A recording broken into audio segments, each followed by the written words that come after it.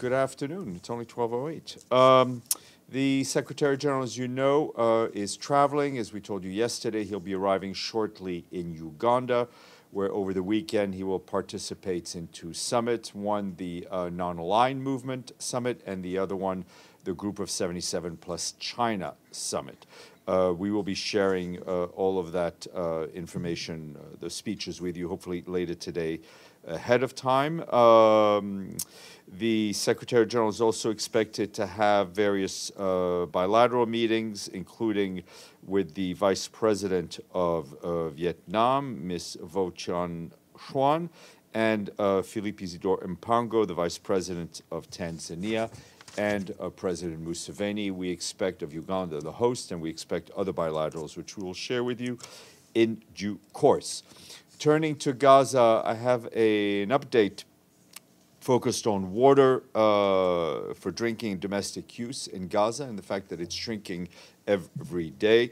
Humanitarian partners say the municipal wells are currently at just a tenth of their production capacity prior to the escalation of hostilities. It's now over 21,000 cubic meters a day, down from 255,000 cubic meters a day prior to October 7th.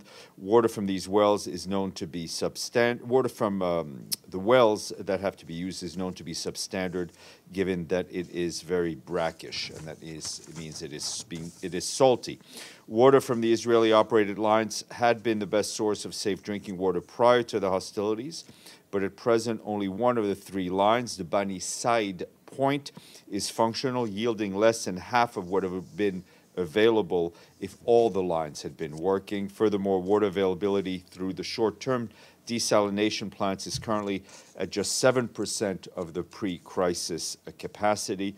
Due to import restrictions on critical items, water testing kits and chlorine to treat the water across Gaza is unavailable, according to our colleagues.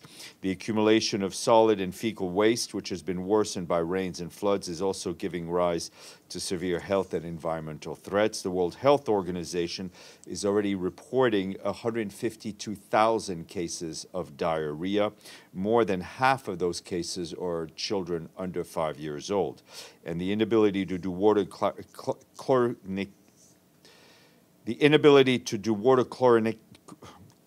The inability to put chlorine in the water to kill bacteria is aggravating the already concerning situation.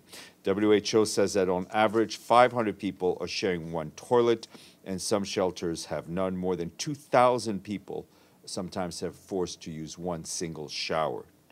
Lack of toilets and sanitation services force people to resort to open-air defecation, increasing concerns over disease outbreak. Disrupted routine vaccination activities, as well as lack of medicine for treating communicable diseases, is further raising the risk of disease spread.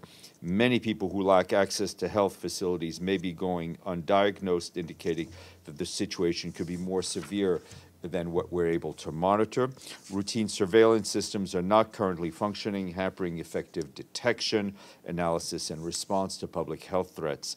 WHO, the UN Relief and Works Agency, UNRWA, and the Ministry of Health in Gaza are scaling up flexible disease surveillance systems in shelters and health facilities. Meanwhile, our humanitarian colleagues are reporting that Israeli restrictions on the import of critical equipment, including communications devices, are severely compromising safe and effective aid operations anywhere in Gaza. In the north, we and our partners are trying to increase humanitarian deliveries, but access denial by the Israeli military are preventing a scale-up. Just 7 of 29 planned missions during the first 2 weeks of January could be fully or even just partially carried out in the north. More details is available on a humanitarian snapshot published by our colleagues in OCHA. From UN Women, they are telling us on Gaza that women and girls in the Gaza Strip are losing their lives and facing catastrophic levels of humanitarian needs. This is according to the latest report called Gender Alert, the gendered impact of the crisis in Gaza. The report issued by UN Women says that the more than 23,200 Palestinians who have been killed in Gaza, about 16,000 of them were women or children. About 70% of people killed in Gaza are today estimated to be women and children, with 2 mothers estimated to die each hour since the beginning of the crisis. UN Women estimates that at least 3,000 women may have become widows or heads of households in urgent need of protection and food assistance, and at least 10,000 children may have lost their fathers. In this context, more women fear that families will resort to desperate coping mechanisms, including early marriage. That's all in their report that is on the interweb. Moving north, the UN team in Lebanon has been supporting the government in its national preparedness and response efforts following months of disturbances along the Blue Line. More than 82,000 people have been displaced as of last week, requiring emergency assistance. The UN team, led by the resident humanitarian coordinator, Imran Riza, and our humanitarian partners, have to date provided 61,000 core relief items, 28,000 clothing items, 241 daily meals, and almost 8,300 food parcels to displaced people living in collective shelters and for those staying in host communities in Lebanon. In addition, about 60,000 people receive one-time cash food assistance, and over 1,700 children receive nutrition assistance. The UN team and its partners continue to scale up response, but much more is needed, and the conflict has caused significant damage to livelihoods, hindered children's education, and posed challenges to humanitarian access, particularly, of course, along the Blue Line. Turning to Haiti, the humanitarian response plan for this year has just been released online. It seeks $674 million to help 3.6 million people across the country. Meanwhile, the UN Office for the Coordination of Humanitarian Affairs warns that the humanitarian situation in the country continues to deteriorate, forcing civilians into impossible choices for their survival. Even leaving the house exposes Haitians to a range of threats, including sexual and gender-based violence. Our humanitarian colleagues say that escalating violence in Cape Haitian, Gonaïve, and Wanamint, Lekai, and in areas around the capital, Port-au-Prince, continues to disrupt daily activities and, of course, hampers any effort at humanitarian operations. In Mariani, in the south of Port-au-Prince, gang violence has rendered access to southern Haiti nearly impossible. The humanitarian community calls on all parties to put an immediate stop to the violence, allow for safe access to all parts of the country, and respect human rights and humanitarian principles. Quick note from Zambia, where our team there tells us that an unprecedented cholera outbreak has killed over 400 people, with some 11,000 suspected cases of the disease. That's just in the past 3 months. Our team is led by Beatrice Mutali, is supporting the government to contain and avert further spread of the disease. WHO and the UN Children's Fund have provided 1.7 million vaccines, deployed 26 experts, and made available more than $600,000 to support the government's cholera response. Our colleagues are also providing 320,000 packets of oral rehydration solution, nearly 6,000 test kits, and chlorine soap and personal protective equipment. 2 more quick items. We have senior appointment. The UN Development Coordination Office here at the UN tells us that the Secretary General has appointed Bérangère Boel-Yousfi of France as the resident coordinator in the United Arab Emirates. And that is following the agreement from the host government. With over 20 years of experience in international development and humanitarian cooperation, Ms. Boel-Yousfi will join a cohort of resident coordinators supporting countries to boost their commitments to advance the Sustainable Development Goals. She starts tomorrow. We congratulate her. And lastly, you can pack your bags because the World Tourism Organization today said that international tourism ended last year at 88% of pre-pandemic levels, with an estimated 1.3 billion international arrivals. The organization adds that this year, international tourism is expected to fully recover pre-pandemic levels, with initial estimates pointing to a 2% growth over 2019 levels. Are you going anywhere this weekend, Edie? Canada, Mexico? Where do you tell me? What's your question? Not this weekend, but soon. Thanks, Steph. I have a few questions. First, North Korea says it tested a nuclear-capable underwater drone earlier today. Does the Secretary General have any comment?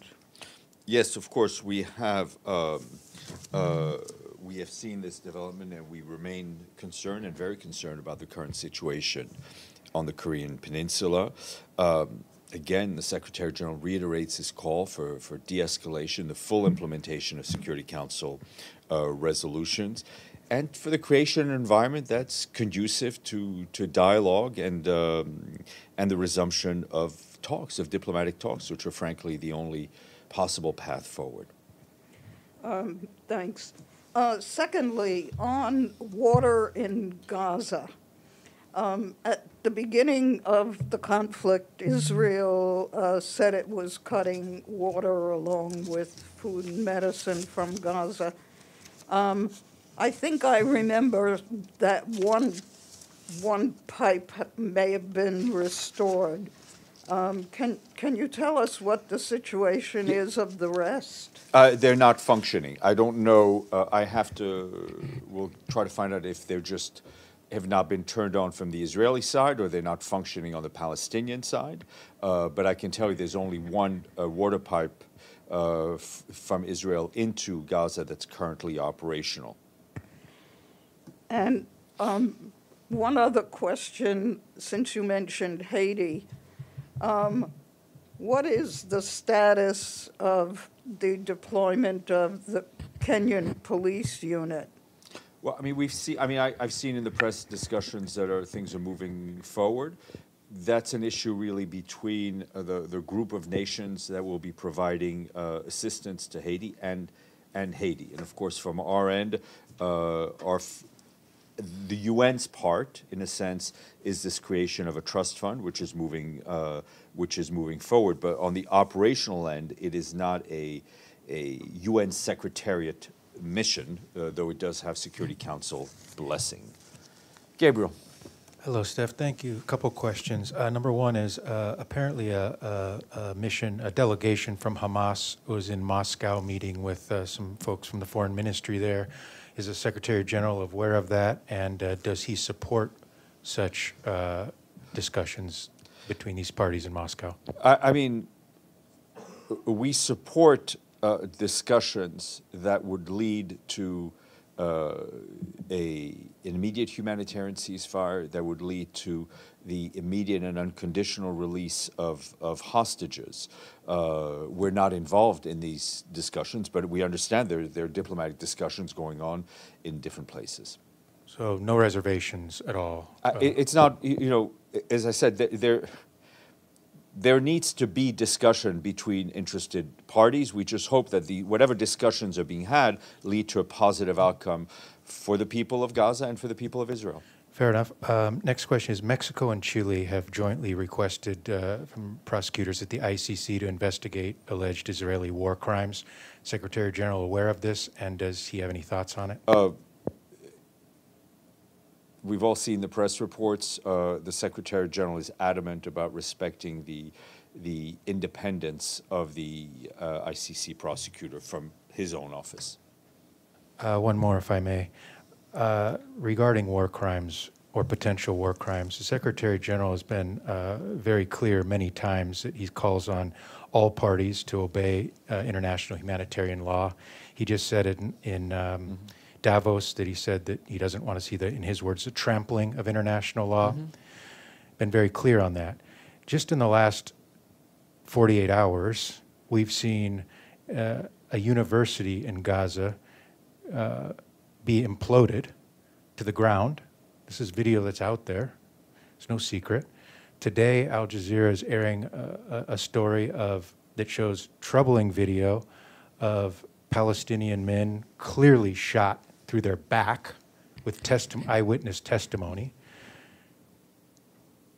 Casual observers are seeing this stuff on the internet, and they're saying, why isn't the Secretary General calling these war crimes? Why isn't he? What's the response to that? The Secretary General has been extremely clear in denouncing, condemning the attacks on civilian infrastructure, condemning and denouncing the death and killing of civilians, and will continue to do so. Okay, unless there are any other questions, I shall see you on Monday. Enjoy the weekend. I know what I'm doing.